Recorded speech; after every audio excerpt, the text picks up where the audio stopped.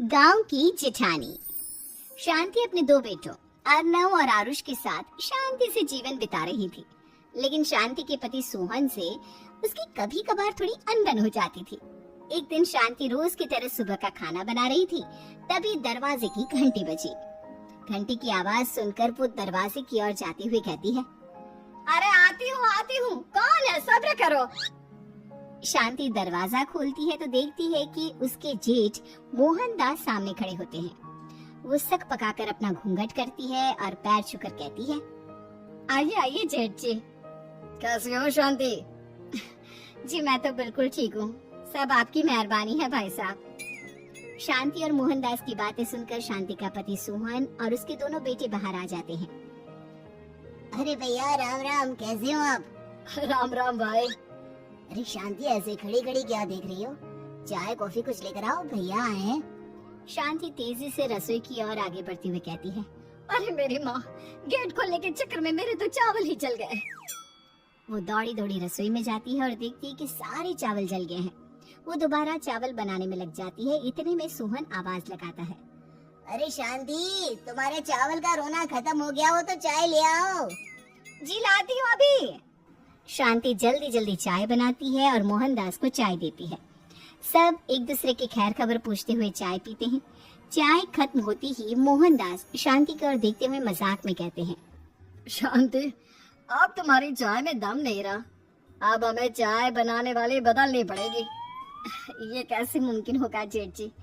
घर और बाहर का सारा काम मुझे ही करना पड़ता है और कभी कभी जल्दी जल्दी के चक्कर में काम बिगड़ जाते हैं, जैसे आज चावल जल गए। अरे इसी का तो हल लेकर आया हूँ। मैंने रिश्ता देखा है अर्नव और आरुष के लिए। दोनों लड़कियां बहुत सुंदर और सुशील हैं। अगर आप दोनों इजाजत दें तो बात करूँ आगे। सोहन और शांति रिश्ते की बात सुनकर कहते हैं, अब ठीक है, बात चलाइए ना भैया, पर पहले लड़की के बारे में कुछ बताइए तो सही। हाँ हाँ भाई साहब, लड़की कैसी है, परिवार कैसा है, कहाँ के रहने वाले हैं?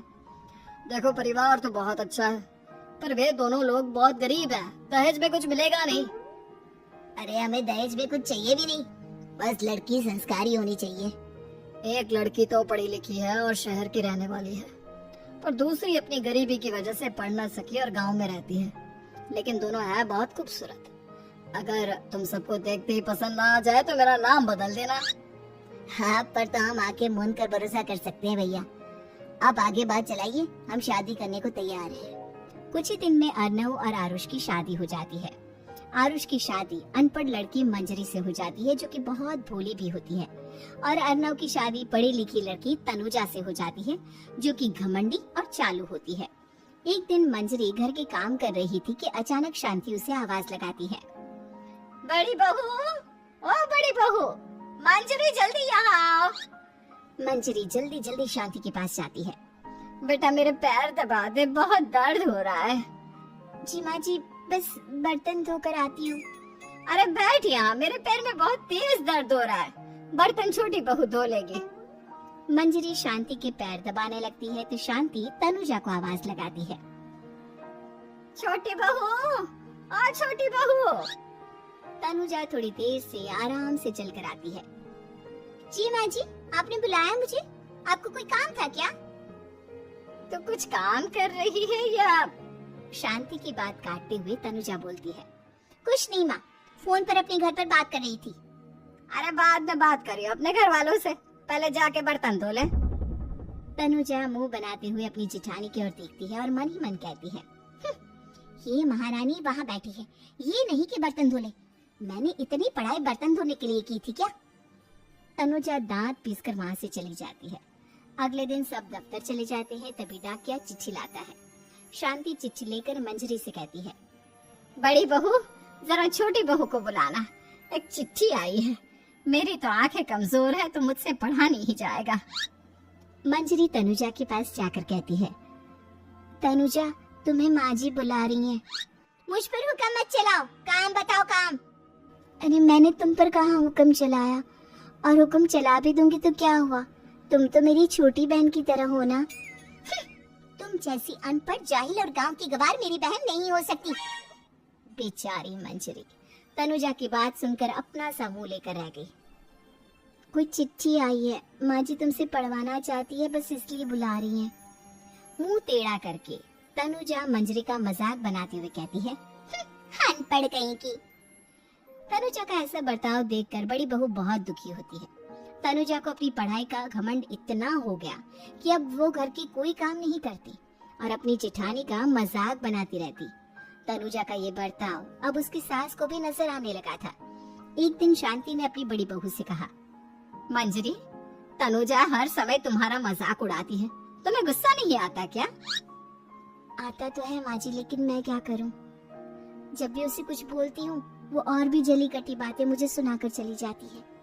मैं उसे अपनी छोटी बहन की तरह प्यार करती हूँ, लेकिन उसके दिल में मेरे लिए कोई इज्जत नहीं। बहू, तूने वो कहावत सुनी है, जुल्म करने वाले से ज्यादा जुल्म सहने वाला अपराधी होता है। मंजरी अपनी सास का इशारा समझ जाती है।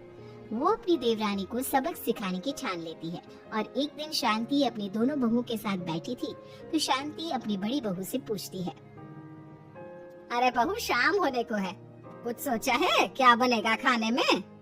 माँ जी, मेरे तो सर में बहुत दर्द है आज। मेरी प्यारी देवरानी ही कुछ अंग्रेजी खाना बनाकर खिलाएगी। सुना है पढ़े लिखे लोग अंग्रेजी खाना बहुत अच्छा बनाते हैं, क्यों तनुजा? इतना कहकर मंजरी अपनी सास की ओर देखकर मुस्कुरा दी। तनुजा अपनी तारीफ सुनकर बहुत खुश हो गई। इतने में शांति कहती है, ये तो सच बात है छोटी बहू, ये तो मैंने भी सुना है।